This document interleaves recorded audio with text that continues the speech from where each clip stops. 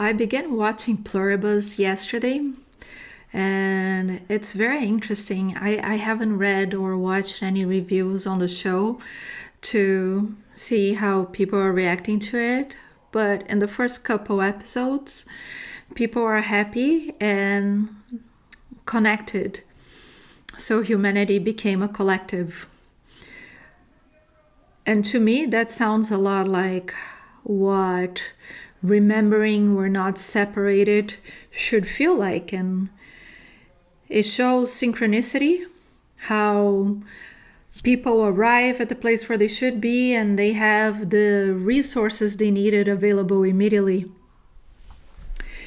And it kind of blows my mind. That is like the first time I watch something that truly shows what I feel like a 5D experience should be. And then in my conspiracy theory mind, I am thinking, is this a preparation for us to dream about a 5D living? Or is this a preparation for the Agenda 2030? Own nothing and you've never been happier. Because we've been living drastic, chaotic times, and AI is going to take jobs, all of the jobs, most of the jobs. And then the system we've been living in, that we have to work for money, is going to become very complicated, because if you can't work, how are you going to make money? And if you can't make money, how are you going to afford a living? Which in itself, I think it is the most curious thing that should draw our attention. The fact that we have to say, how are you going to afford your living? What other animal on the planet pays to live? That on itself should be a shocker, that we still do something like that. But I think in so many levels we are seeing a new reality being born. You may believe in religion, you may believe in energy, you may believe in extraterrestrials and multidimensional, but it seems like it is a common sense throughout the whole spectrum of possibilities that life is changing, system is collapsing, and it's never going to be the same. So I like the idea of having a grid and finding like-minded folks that can live in cooperation, community, shared services, shared resources, and start thinking of not having money as an exchange. Why do you need... I remember that they taught us in school that you trade like 2 sheep for a cow or something like that. So that wasn't very conducive, because sometimes they wanted 2.5 sheep and you're not going to cut your sheep. So how do you exchange? So I'm going to get some eggs and a chicken. And then if you're going far away to do business, you would have to carry all your livestock and whatever goods you had to be able to exchange. So not very easy to trade at far distances without currency. And that's why we started using coins and the currency system we use today. And every time I talk about not having money, somebody asks me, but how are you going to do it? Because then you have a grocery store, and if you don't charge, everybody's just going to go there and take everything. And to me, that's such a fear-based way of looking at it. First, you're coming from a point of view that resources are limited. So if they do take everything, now it's gone. Nobody's ever going to have that again, which I don't believe. And the idea of having AI working would be that they're self-sufficient and self-fixing, and there would be no cost. So they could keep goods coming regardless. But if you don't go the AI route, if you're just thinking of us human exchanging things, and okay, it's going to take some time and we're going to have to buy all the inventory again or whatever. How many times would people do that until they realized they didn't use everything that they needed? and the stuff was still available. So if you start seeing that every time you need a toothbrush, you go to the store and you can grab a toothbrush, it doesn't make sense that you go there and you're gonna grab 10. Why are you gonna hoarder? Hoarder? Yeah, hoarder. Yeah, if you already have it, if it's always available, you start seeing that it's pointless. You're not going to have 10 of the same thing if anytime you need it's available. It starts to seem silly. Why are you getting more than you need if every time you need it's available? So I think that would self-regulate fairly quickly. So I think the aspect that is first this fear-based belief is the biggest challenge that we need to overcome. And I think those are the hard questions we have to ask ourselves, because everybody is done, tired, and exhausted with the current system. So we have to choose something new. And what is that?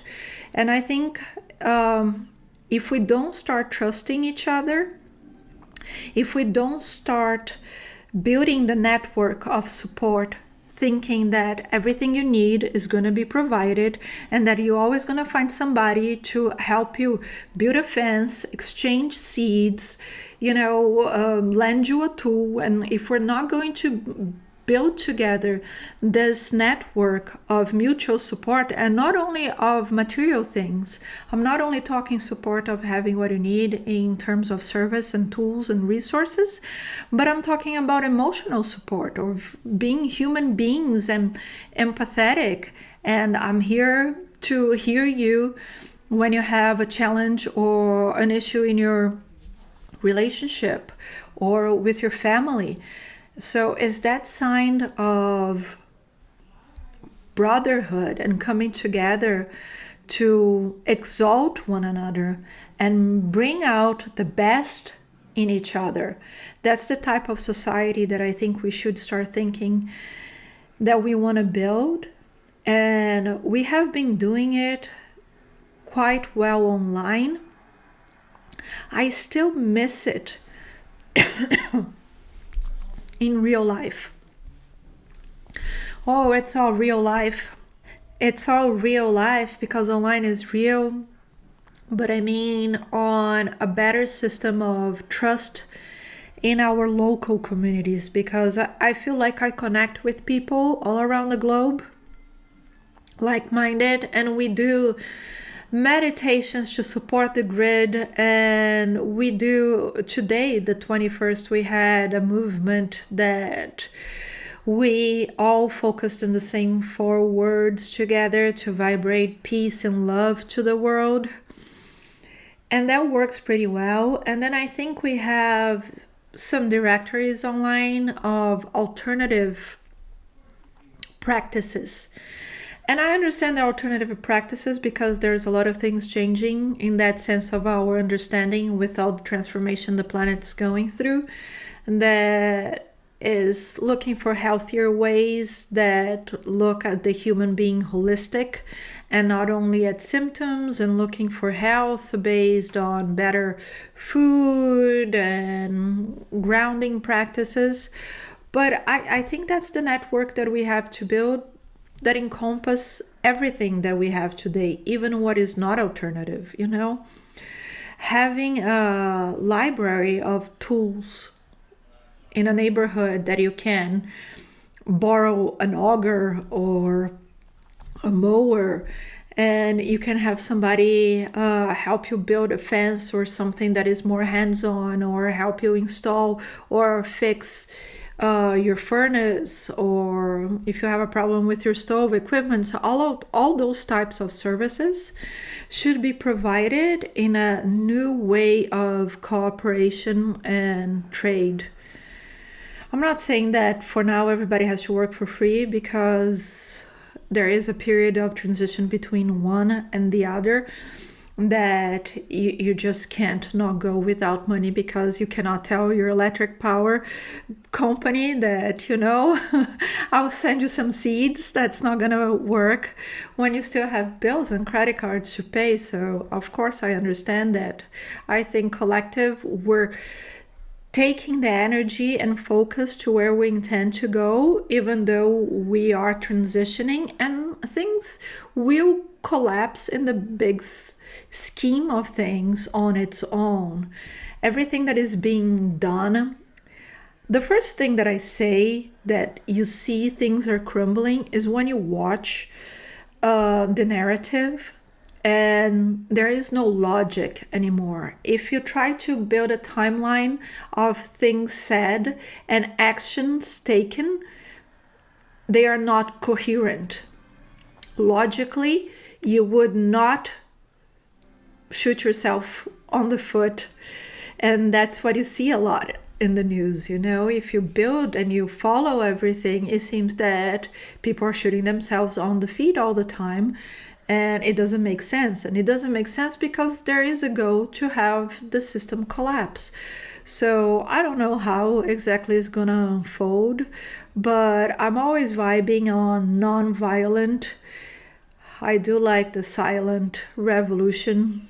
I'll just remove myself from the system quietly and hope not to be missed. But the intention of doing this transition and waiting and preparing and building this network locally, I think, is the biggest goal we all should have. So I'm looking for my people. If you're out there, if you have suggestions, any developers or people who are good with AI that are willing to help develop an app that we can find each other online. I remember I watched the show because the Nordic countries, they did a lot of things that they called shared capitalism. They have good initiatives, but I think actually the one that I saw, a project that had an app, was Cambridge, that they did share all resources on campus.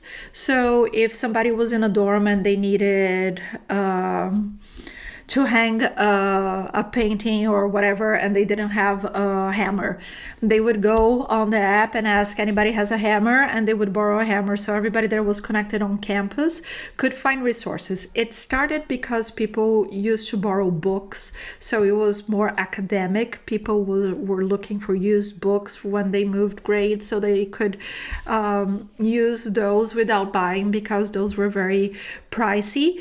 But then it extended to a lot of other things that they could share, that they realized that it didn't make sense that you lived in a building and every single apartment had to buy a single hammer, a drill,